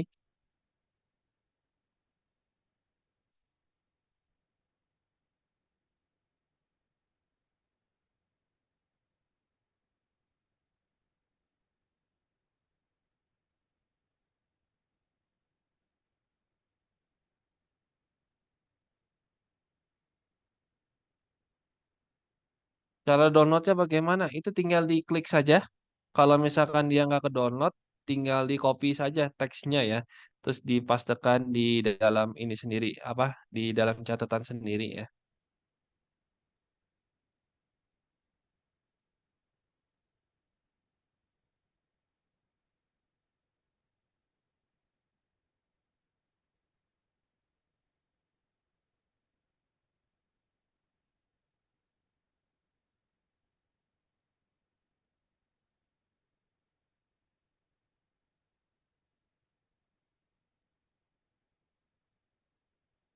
Ya, 1 menit terakhir bagi yang mau bertanya. Kesempatan terakhir.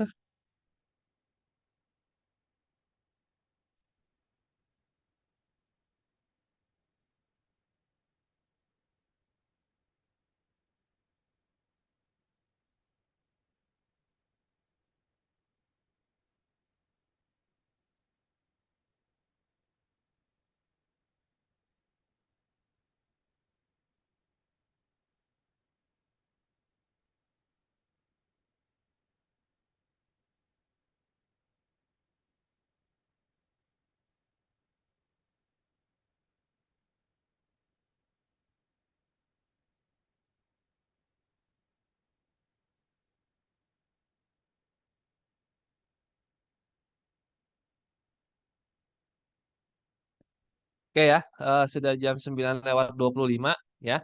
Berarti untuk pelatihan membuat website secara profesional sampai di sini terlebih dahulu. Apabila ada yang kurang ya selama dari hari Senin sampai hari Jumat ya, saya atas nama Baba Studio kalau ada kekurangan ya meminta maaf ya. Dan apabila ada salah-salah kata yang saya ucap atau Pak Rehan ucap ya, kami berdua memohon maaf ya. Semoga ilmu yang saya sampaikan dan juga Pak Rehan sampaikan bisa berguna ya suatu saat nanti ya ketika mau melamar pekerjaan dan lain-lainnya ya. Terima kasih yang sudah memilih lembaga pelatihan Baba Studio ya untuk sebagai pelatihan kartu prakerjanya ya. Semoga ilmunya dapat bermanfaat ya. Kita tutup untuk pertemuan hari ini ya. Terima kasih. Assalamualaikum warahmatullahi wabarakatuh ya.